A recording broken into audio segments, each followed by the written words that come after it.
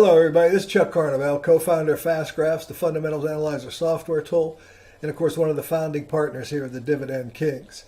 And in the spirit of our podcast this week, where we're talking about the difference between investing and speculation, we're really talking about speculation. Of course, everybody, I'm sure, is familiar with what's been going on with GameStop and names like AMC and other heavily shorted stocks. You know, there's kind of a battle between Reddit and the hedge funds, and it looks like Reddit is currently winning. But, you know, the real key here is that we're dealing with some crazy speculation. I think there's a couple of points that I want to make, and a lot about what I'm going to talk about in this video are things you already know. I realize that and I recognize that. But what happens is when you get caught up in the heat of the battle, so to speak, in the heat of the moment, we oftentimes lose our presence of mind and forget the things that we know, and we start acting recklessly in spite of the fact that we understand that we may be doing that, even though we kind of ignore the fact that we are. So I want to really focus on the difference between investing and speculating. Now, Ben Graham said, and I quote, "An investment operation is one upon which thorough analysis promises safety of principal and a satisfactory or adequate return. Operations not meeting those requirements are speculative." Okay, so that's a fancy way of Ben saying that really, when you're analyzing a business, you're analyzing the fundamentals of the business, because he also said investing is most intelligent when it's most businesslike. And behaving as a business owner or an investor in businesses is really what value investing is all about, in my opinion. And of course, many of you know me as Mr. Valuation. But what does that mean? Well, I'm going to try to do a graphical expression. I'm going to try to take those words and those notions and talk about the difference between speculating and investing and try to put it into a visual perspective as well as just a series of words. And so the reality of it is I've got General Dynamics up here, which I do consider an investment. It's an A-rated company with only 34% debt. It's a very high quality company. What you're looking at here, for those of you who aren't familiar with FastGraphs, the orange line is the business. This is the operating earnings of the business. And the adequate return, the company's grown earnings at 8.93% per annum over this time frame that I'm drawing here, which is from 2004 to current. That is the real analysis. This is where I've got, a real sound foundation of value, or fundamentals, if you will, underpinning my investment. It's the business and the cash flows that the business produces, which here we're measuring those by earnings, are ultimately what gives the business value. And then the white line on this graph is the dividends. And you can see very clearly this company has had a very consistent record of increasing their dividend year after year after year. So as I go through thorough analysis here, just looking at this from a standpoint of the fundamental values, the earnings, the dividends, etc., and of course some of the other characteristics, I can easily draw the conclusion that number one is I've got a lot of safety of principle here just by virtue of the fact that the business makes a lot of money and does it very consistently. But as I put stock price on the graph here, these are monthly closing stock prices. Now we really start to get a clear picture of the difference between speculation and investing. So in simple terms, when the price is at or near the orange line, that's where you're looking at real investment. In other words, that's when fundamentals are underpinning your money. When the price gets low, now you can talk about this being speculation because you're buying a stock that the market is misappraising. And the other point I want to make here is the markets clearly misappraise stocks. And sometimes they do it for long periods of time, like we saw here with almost all defense companies coming in from 2008, actually all the way up to the beginning of 2014. But then we also saw a period here back in 2016 where the market really misappraised the stock on the upside.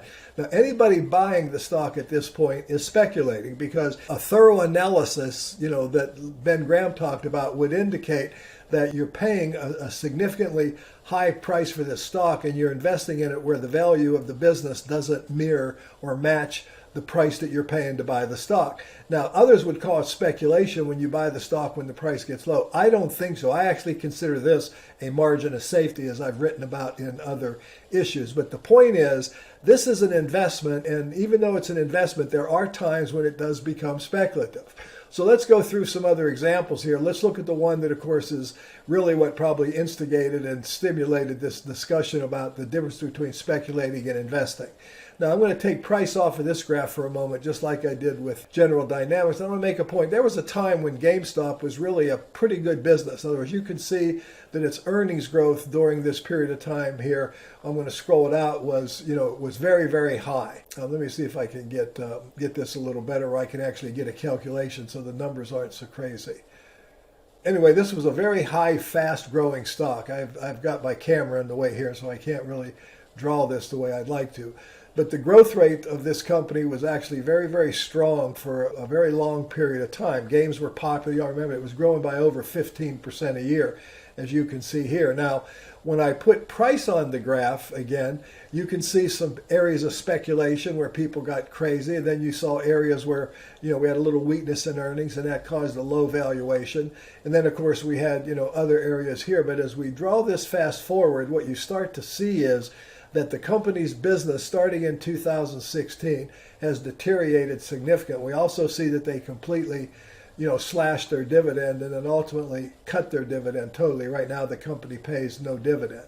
But the point is, the business is under a great deal of stress. Now, that attracted a lot of short selling, and there were major hedge funds that had big short selling positions in the stock. And I think I read that over 140% of the market value was being shorted, was basically being shorted. So all of a sudden, this group of Reddit investors, got together and they decided to start buying the stock and putting the squeeze, if you will, on the short sellers. Now we've had this incredible rise in value. Now, yesterday it closed at 193.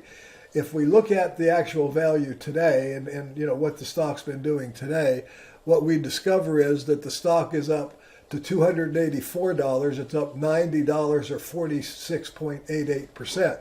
So obviously there's a lot of speculation, but if you look at the graphics here, you can see that if I go through this, let me bring this to a 5-year graph and just get a year-to-date graph or just get a shorter graph. You can see that the valuation got extremely high, and then now we've had this volatility. So what we're in right now is a clear speculation with GameStop. Obviously when you look at this graph, there's no value, there's no fundamentals. The company's bleeding, money. They lost $2. They're expected to lose $2.15 this year.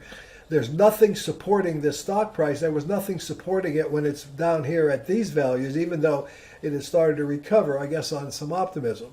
If I look at forecasting, there's no forecasting available on the stock. It's just really, there's no long-term growth forecasting either. So, here's a company that basically a business that was in great deal distress, and yet all of a sudden the valuation, the stock has just gone absolutely berserk here price-wise, and people have become overnight millionaires owning the stock. I want to make a point.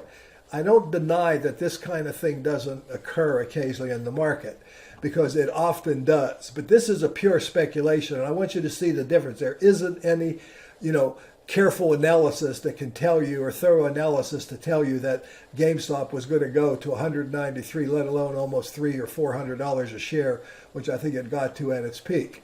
Now, if I can contrast that to a company like Cigna, which is, obviously a pure growth stock. We look at Cigna that has a very good record of growth. And again, we see what I call investment. We see the business growing dramatically, and we see the stock price following that growth. So that's the difference between speculation. Now, you could have made a lot of money in just the last couple of years in Cigna. You would have averaged over 20% a year if you bought it in July of 2012 when it was very inexpensive. Even though it's still undervalued today, you made over 4 times your money. But that's investment. All this rise here that you're seeing, in the recent years is a function of the business growing its earnings and growing its operations, if you will, very strongly. So there is a difference between speculation and investment. Now, investment doesn't always have to be low PE ratio. I talk about valuation and I talk about low PE ratios all the time, or PE ratios below 15. But if you've got tremendous growth, like we're looking at Amazon here through a position of operating cash flow, and this is one that Adam Dividend Sensei heavily promoted in an article yesterday as being, ahead of its earnings, of being a really, great opportunity to own a stock. But here we have a 30 PE. We'll call it 29.8 blended price to operating cash flow. Not price to earnings, but price to operating cash flow, which is very, very high. That's almost double the 15 that I would normally say is good. But the point is, this still comes in the category of investing rather than speculating, because what you have here is thorough analysis tells me that I've got fundamentals supporting, I've got cash flows supporting this parabolic growth in this investment. When I look at the performance, this company's averaged over 27% growth, and I'm going back to December 31st, 2003 here. It's turned 10,000 into 600,000. And the point is that's a six-fold your money in a relatively short period of time here. But the point is this was investment grade because the company's fundamentals were supporting that growth, and that's critically important. Now, another one that's a very hot commodity right now is AMC. And so let's go ahead and look at AMC and see what it's doing today. It's up 50% today. Again, it's a short squeeze. And, looking at this graph, you can see the price was real low and then it went up. But now we've also seen this enormous amount of volatility in the stock, just like we did in GameStop. So what's happening here is there are absolutely no fundamentals. This company's truly bleeding, obviously, red ink, if you will, bleeding money is another way of saying that, and yet the price is going up because it's been heavily shorted because the business has really been performing poorly, and then of course COVID came along and that really killed this business, at least in 2020. And whether they can resurrect themselves or not, I did see a study here the other day that claims people would rather see new releases on their home screens than attend a movie theater, and of course that's COVID related. But yet you still have this incredible speculation going on in AMC, but there's no value. There's no real, what I would call, fundamental values. If I go back to Ben Graham's statement, there's no thorough analysis here that would indicate to me that this is a good investment. And it's not business-like either because the business is really performing poorly. Now, I also want to then close this by pointing out another thing. Albemarle is one of the leading lithium producers. I've written articles on this in the past. And here's a company where you see investment at work, where the price is following the fundamentals and reacting to the changes in the business results of the business. You see periods where it gets undervalued. You see periods where it gets overvalued. Never discount the fact that the market can misappraise stocks. Back starting in 2015, all the way up through, if you will, September of 2017, the company's price got ludicrously high. There was a blip, if you will, in the supply-demand relationship between lithium, and we had this collapse in price where the stock dropped 60%. Now we've got Tesla being hot again, which is obviously lithium batteries, are the reason why this stock is so popular. And now once again, we've had this company moving into the area of speculation. So here's a good example of a stock that kind of has gone from being a good investment or an interesting investment or a sound investment, perhaps is the best word, to a speculation, became a sound investment again, and then it all of a sudden now has gone purely speculative again.